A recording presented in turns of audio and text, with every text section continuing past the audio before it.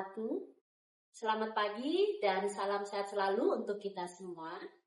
Perkenalkan, nama saya Ainun Heria, SPD MPD Cons dengan NIDN 1103018501.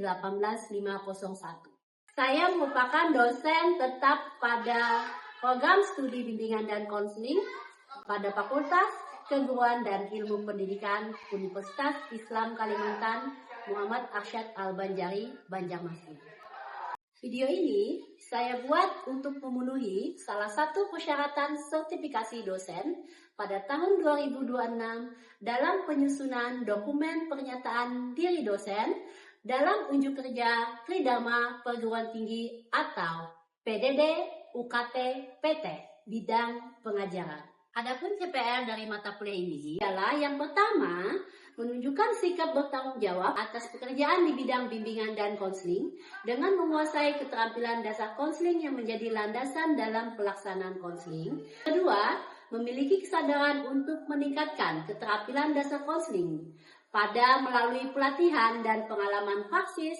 Ketiga, mampu menguasai konsep dan praktis keterampilan dasar konseling meliputi konsep attending, penggunaan bahasa verbal dan nonverbal, konfrontasi, elaborasi, empati, fokus, dorongan minimal, pertanyaan terbuka, parafrase, problem solving, refleksi, penarikan kesimpulan, dan terminasi konseling. Keempat, keterampilan dalam menerapkan pemikiran logis, kritis, sistematis, dan inovatif dalam konteks implementasi keterampilan dasar konseling yang memperhatikan dan menerapkan nilai humaniora.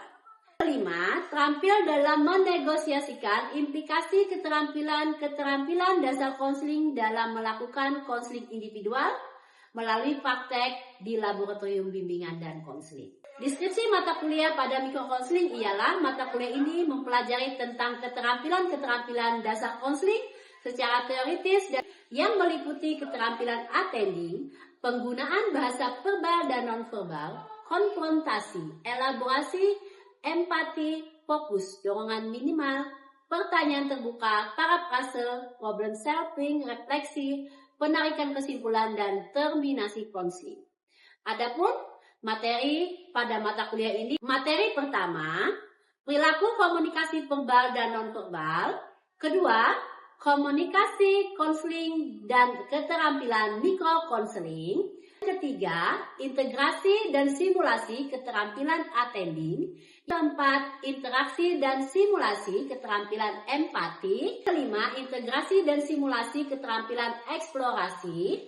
Keenam, integrasi dan simulasi keterampilan fokus. Ketujuh, interaksi dan simulasi keterampilan refleksi. Kedelapan, ujian tengah semester. Kesembilan, interaksi dan simulasi keterampilan pertanyaan terbuka dan pertanyaan tertutup. Kesepuluh, interaksi dan simulasi keterampilan dorongan minimal. Kesebelas, interaksi dan simulasi keterampilan paraphrasing. 12, interaksi dan simulasi keterampilan konfrontasi. Ke-13, interaksi dan simulasi keterampilan menyimpulkan dan menutup sesi konseling. Ke-14, dan ke-15, praktikum mikrokonseling setting laboratorium bimbingan dan konseling pada bagian 1 dan juga pada bagian 2. Kemudian pada pertemuan ke-16 ujian akhir semester. Adapun referensi dari mata kuliah mikrokonseling ini, pertama dari Heriah Ainun dan kawan-kawan pada tahun 2003 dengan judul Mikrokonseling Keterampilan Dasar Konseling yang diterbitkan oleh Pena Persada Kerta Utama. Lalu yang kedua ialah Heriah Ainun dan kawan-kawan pada tahun 2025 dengan judul Keterampilan Konseling Teori dan Praktik diterbitkan oleh Pena Persada Kerta Utama. Ketiga, Ihsan Muhammad, Heriah Ainun dan kawan-kawan pada tahun 2025 dengan judul Bimbingan dan Konseling di Perguruan Tinggi. Keempat, Mula Warman tahun 2017 dengan judul Buku Ajar Pengantar Keterampilan Dasar Konseling bagi Konselor Pendidikan yang diterbitkan Unespres. Kelima ialah dari Willis Sofian S dengan judul Konseling Individual Teori dan Praktek yang diterbitkan oleh Alpha Beta. Mata kuliah mikrokonseling ini memiliki 3 SKS dengan pembagian SKS 1 untuk teori dan juga 2 SKS untuk praktikum. Berikut tayangan video pembelajaran mata kuliah mikrokonseling. Selamat menyaksikan. Assalamualaikum warahmatullahi wabarakatuh. Waalaikumsalam warahmatullahi wabarakatuh. Selamat pagi rekan-rekan mahasiswi. Selamat pagi Ibu. Bagaimana kabarnya hari ini? Alhamdulillah baik. Semoga kita akan selalu diberikan kesehatan dan juga limpahan rahmat dari Allah Subhanahu wa Ta'ala. Sebelum kita memulai perkuliahan kedua ini, marilah kita awali dengan membaca doa. Berdoa dimulai. Doa selesai. Baik, Ibu akan melakukan absensi kehadiran pada pertemuan kedua ini. Ibu mulai dari yang bernama Dianti, Hadir Ibu. Nur Halidah, Hadir Ibu. Uli Nuryanti Mabun, Hadir Ibu. Maria Ulpah, Hadir Ibu. Siska Carolina, Hadir Bu. Siska Mulyati, Hadir Bu. Melita Eleonora Jewanul. Hadir Bu. Baik, semuanya hadir. Sebelum kita masuk pada materi inti pertemuan kedua, materi tentang mikrokonseling dan keterampilan dasar konseling, Ibu akan merefresh kembali pengetahuan yang kalian dapatkan ketika kita memasuki perkuliahan pada pertemuan ke-1. Ibu akan mengulas pengetahuan yang kalian dapat dari pertemuan pertama dengan materi perkuliahan komunikasi verbal dan perilaku nonverbal. Dari pertemuan pertama itu, apakah ada di antara rekan-rekan mahasiswi yang dapat menyampaikan pengetahuan yang telah didapatkan minggu kemarin? Komunikasi verbal dalam mikrokonseling adalah keterampilan dasar konselor dalam menggunakan bahasa lisan secara efektif, empatik, dan tepat untuk membangun hubungan dengan konseling, menggali informasi, serta membantu memahami dan menyelesaikan masalahnya sehingga tujuan dapat tercapai. Baik, tepat sekali apa yang telah disampaikan oleh Halidah. Tadi Halidah sudah menyampaikan tentang komunikasi verbal. Selanjutnya, perilaku nonverbal itu di dalam mikrokonseling seperti apa? Ada yang dapat menyampaikan? Komunikasi nonverbal dalam mikrokonseling adalah penyampaian pesan tanpa menggunakan kata-kata, melainkan melalui ekspresi wajah, kontak mata, gerakan tubuh, postur, dan intonasi suara untuk menunjukkan perhatian, empati, penerimaan terhadap konseling. Yang disebutkan oleh Siska juga tepat sekali. Komunikasi verbal itu berperan sebagai alat utama di dalam proses mikrokonseling. Komunikasi verbal ini berperan sebagai alat utama untuk menyampaikan isi pikiran konselor dalam membangun kedekatan antara konselor dengan klien pada sesi mikrokonseling. Sedangkan perilaku nonverbal ialah bentuk komunikasi yang tidak menggunakan kata-kata. Bagaimana bentuk komunikasi yang tidak menggunakan kata-kata itu? Ialah kita lihat dari bagaimana cara dia menampilkan gestur tubuhnya, raut matanya ketika melakukan sebuah sesi konseling mikro. Jadi komunikasi verbal dan nonverbal itu merupakan unsur yang penting di dalam melakukan keterampilan dasar konseling di dalam sebuah mikrokonseling. Selanjutnya kita akan masuk pada sub CPMK pertemuan kedua. Sub CPMK pertemuan kedua ialah mahasiswa mampu menganalisis metode dan media latihan mikro. Mahasiswa mampu menjelaskan pengertian keterampilan dasar konseling. Mahasiswa mampu menjelaskan urgensi dan sasaran pelatihan mikrokonseling dan mampu mengidentifikasi jenis-jenis keterampilan dasar mikrokonseling. Kita masuk pada materi inti yaitu mikrokonseling. Mikrokonseling itu sebuah wadah yang mengasah keterampilan-keterampilan atau elemen-elemen kecil di dalam sebuah konseling mikro. Mikrokonseling disebutkan sebagai strategi pengasahan elemen keterampilan berskala kecil. Apa sih artinya elemen keterampilan berskala kecil itu? Yang akan kita latih di dalam sebuah mikrokonseling atau laboratorium bimbingan dan konseling itu ialah dasar konseling. Mikrokonseling di sini merupakan wadah dalam melakukan pelatihan keterampilan dasar konseling. Siapapun yang memiliki keterampilan dasar konseling, dia tidak akan menguasai keterampilan tersebut apabila dia belum melalui yang namanya pelatihan mikrokonseling. Artinya, skill keterampilan dasar konseling itu harus dilatihkan melalui mikrokonseling. Jadi ada dua konsep yang berbeda antara mikrokonseling dan juga keterampilan dasar konseling. Lalu bagaimana cara kita melakukan latihan mikrokonseling ini? Ada yang bisa menjabarkan di mana kita melakukan latihan mikrokonseling? Ya, Di laboratorium bimbingan dan konseling. ya. Kita melakukan mikrokonseling ini atau latihan mikrokonseling ini dapat dilakukan di ruang kelas. Namun khususnya itu ialah di laboratorium bimbingan dan konseling yang memang sudah menyediakan wadah atau tempat kita melakukan latihan sesi konseling pemula.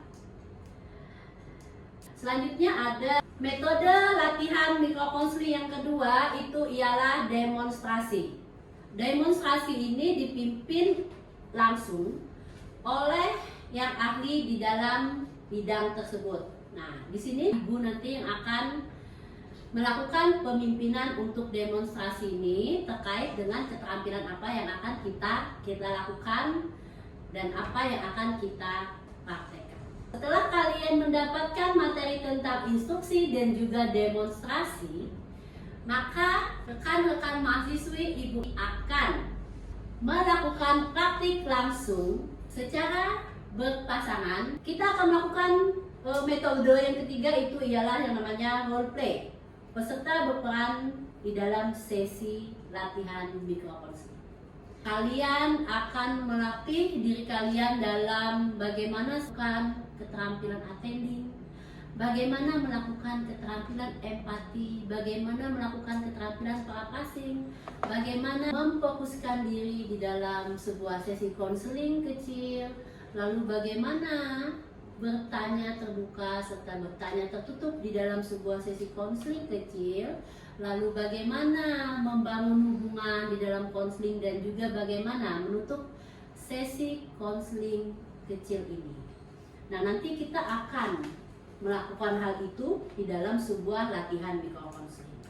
Selanjutnya, ketika rekan-rekan mahasiswa ini melakukan latihan itu, maka akan ada yang namanya setting rekaman. Artinya ketika kalian melakukan latihan tersebut, akan ada media rekaman yang kita sediakan. Dari rekaman yang akan kita lakukan, kita akan ulas balik lagi perilaku-perilaku apa yang terlihat tidak cocok dari keterampilan yang kalian perankan tadi. Apabila keterampilan verbal dan non-verbalnya tidak cocok sesuai dengan keterampilan itu, maka kita akan perbaiki. Penilaian tidak hanya dinilai dari dosen, teman kalian dalam sekelompok, yang perbaikan dirinya juga pada rekaman yang sudah kita lakukan. Oke. Yang kelima, itu adalah feedback dan ulas balik. Pada posisi ini kita akan melihat kesalahan-kesalahan atau ketidaksesuaian apa yang kita ucapkan, gestur tubuh yang kita tampilkan dalam sebuah potongan kecil keterampilan dasar konseling, maka itu akan kita lihat kesalahannya di mana. Kemudian kita masuk kepada latihan 6. Apabila memang terjadi kesalahan-kesalahan yang tidak sinkronisasi dalam apa yang kita sampaikan verbal dan juga non-verbal di dalam sebuah keterampilan dasar konseling tadi, maka akan kita lakukan latihan ulang pada metode ke-6. Lakukan latihan keterampilan dasar konseling. Ada pertanyaan dari ini? Saya, Bu. Boleh, Maria, silakan. Jadi mengapa metode latihan mikrokonseling dianggap lebih efektif daripada pembelajaran teori semata? Baik. Untuk menjadi seorang konselor yang profesional, kita tidak hanya menguasai yang namanya wawasan pengetahuan terkait dengan konseling, tapi kita harus memang terjun langsung untuk melakukan sebuah sesi konseling kecil dulu. Setelah nanti kita bisa atau kita mahir di dalam kegiatan yang namanya keterampilan dasar konseling yang sudah kita lakukan pada mikro konseling ini, baru nanti kita ke makro konseling dan juga konseling individual ataupun konseling kelompok. Artinya untuk jadi tenaga konselor profesional, kita awali dengan latihan mikro konseling keterampilan dasar konseling tadi. Mengapa hanya pengetahuan saja yang diberikan? Karena konselor itu adalah seseorang yang membantu klien dengan memberikan bantuannya, tidak hanya bimbingan, tapi juga konseling. Di dalam melakukan konseling, ada tahapan-tahapan yang dilakukan. Maka dari itu, konselor itu dilatih bagaimana untuk melakukan konseling yang efektif. Nah, tadi kita berbicara mengenai metode latihan mikrokonseling. Sekarang kita berbicara tentang penunjangnya. Ketika kita melakukan setting laboratorium konseling, ada 4 media latihan yang perlu kita ketahui. Yang pertama, media rekaman audio visual. Ketika ingin melakukan latihan tersebut, kalian jangan lupa untuk menyiapkan media rekaman audio visual. Contohnya seperti kamera handphone ataupun kamera yang standar untuk rekaman.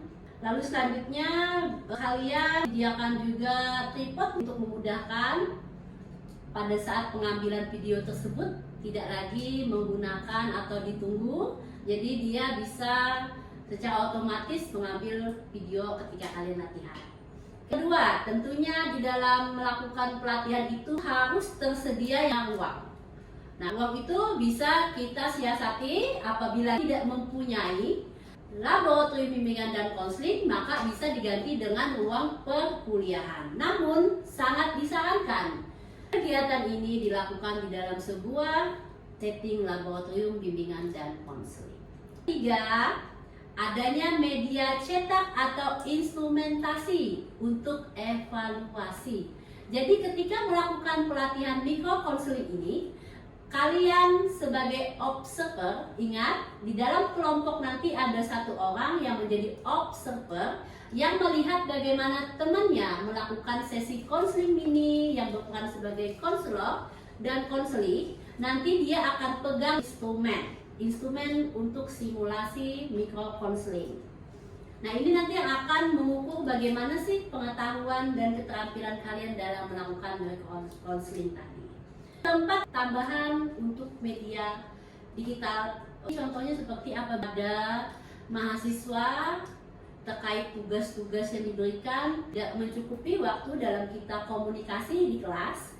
Nah, kita bisa menggunakan media digital tambahan ini untuk kita berkomunikasi di dunia online seperti WhatsApp group atau pribadi atau Zoom. Nah, itu bisa salah satu pendukung dalam media digital yang dapat kita lakukan pada latihan mikro konseling.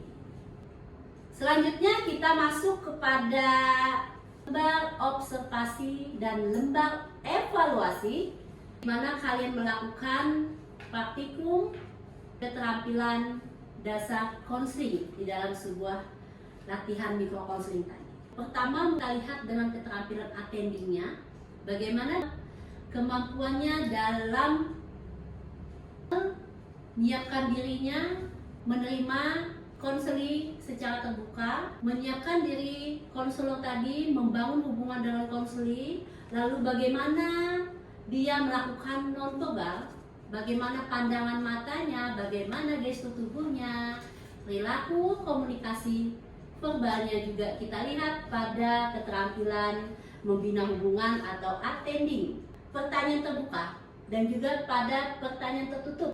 Ketika bukan keterampilan dasar konseling, yang namanya keterampilan terbuka dan keterampilan tertutup itu tidak bisa kita pisahkan dari latihan mikro konseling, karena dengan itu kita dapat mengungkapkan apa yang dirasakan oleh konseling. Itu kita lihat bagaimana dia melakukan keterampilan tersebut. Ada yang namanya refleksi, Ada juga penutup dan tindak lanjut. Di dalam penutup juga merupakan salah satu dari keterampilan dasar konseling.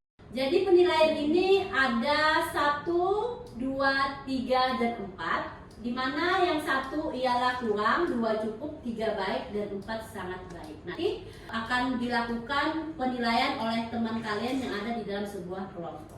Oke, dari lembar observasi dan evaluasi ini masuk kepada keterampilan dasar konseling. Nah, di sini disebutkan keterampilan dasar konseling itu ialah elemen dasar komunikasi terapeutik. Kenapa disebut seperti itu? Karena di dalam komunikasi terapeutik itu, konselor melakukan keterampilan dasar konseling. Yang utama yang wajib dimiliki oleh seorang konselor untuk membangun hubungan dan membantu masalah yang dialami konseling. Nah, di sini disebutkan ialah keterampilan utama.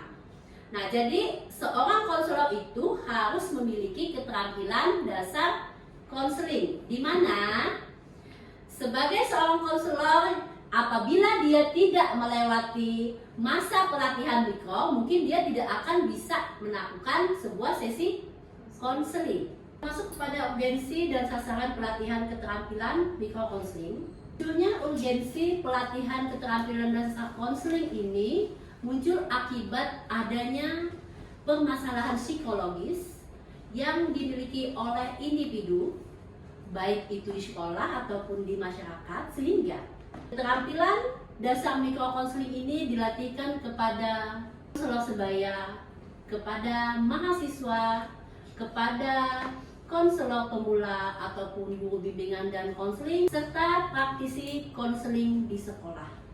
Kemudian, sasaran pelatihan keterampilan mikrokonseling ini dapat diberikan kepada mahasiswa calon konselor seperti kalian yang hari ini melakukan perkuliahan. Selanjutnya diberikan kepada praktisi konseling di sekolah, lalu fasilitator dan juga konselor sebaya. Konselor sebaya bisa di sekolah dan juga bisa di universitas.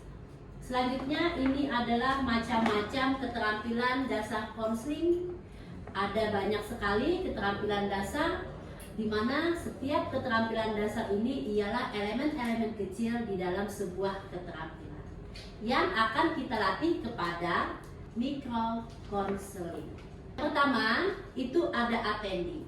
Attending adalah penerimaan kepada klien oleh konselornya. Bagaimana konselor itu menempatkan diri terhadap klien ketika ingin melakukan awal sesi mikro konseling. Lalu fokus itu bagaimana keadaan konselor itu memfokuskan permasalahan yang dialami oleh klien agar klien itu dapat fokus terhadap permasalahan yang dia miliki. Ada keterampilan empati. Keterampilan empati ini ialah keterampilan menempatkan diri konselor kepada diri klien. Ada diam. Keterampilan diam. Diam ini juga adalah salah satu keterampilan dasar pada mikro konseling.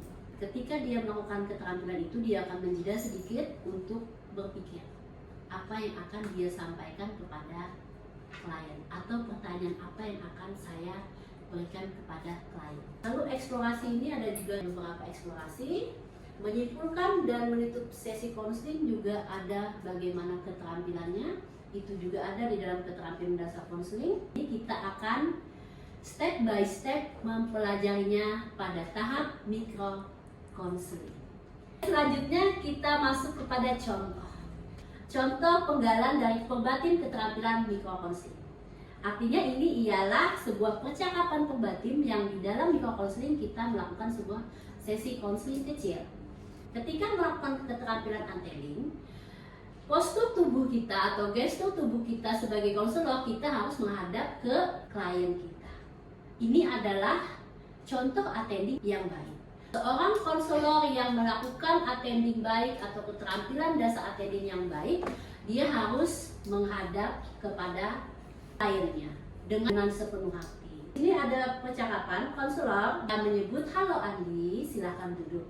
Tampaknya hari ini kamu agak tegang. Ada yang ingin kamu ceritakan?" Nah, ini adalah penggalan kalimat Perbatin Keterampilan Mikrokonseling Atentik.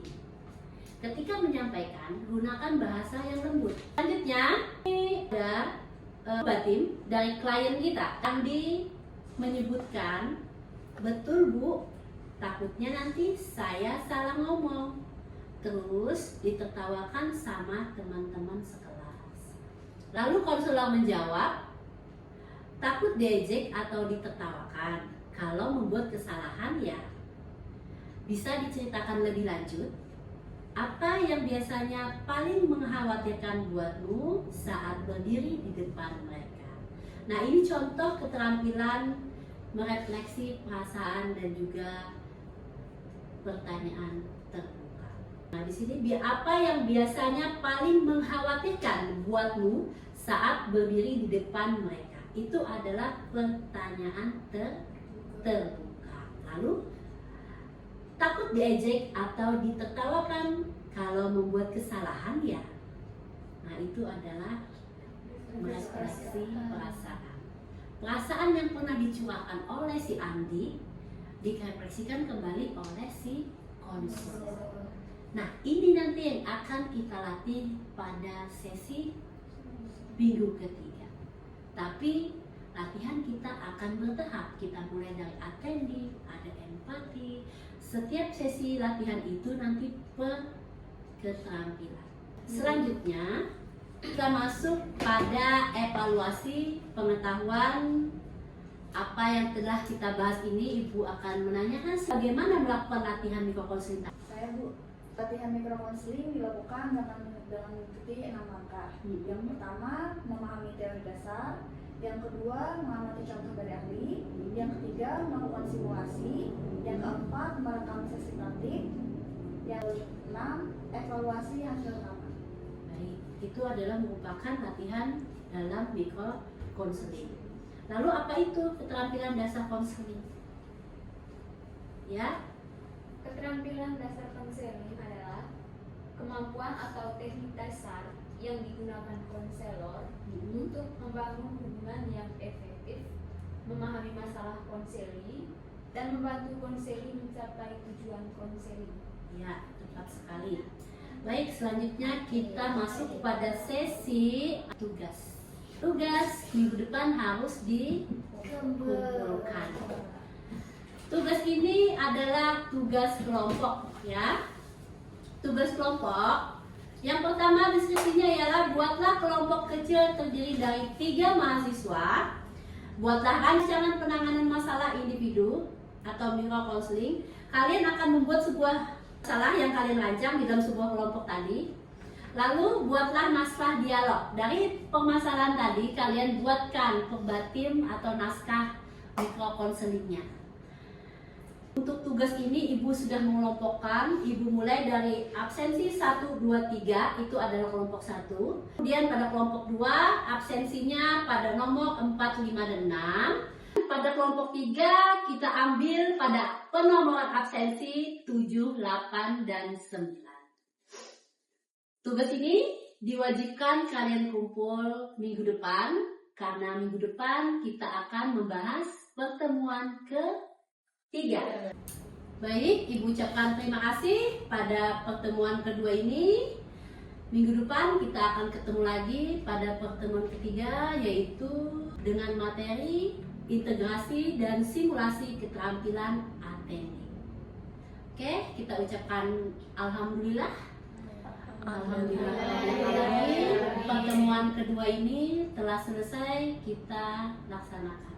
Pertemuan kedua ini Ibu akhiri dengan mengucapkan wassalamualaikum warahmatullahi wabarakatuh. Waalaikumsalam warahmatullahi wabarakatuh. Terima kasih telah menyaksikan tayangan mata kuliah mikrokonseling. Saya akhiri, wassalamualaikum warahmatullahi wabarakatuh.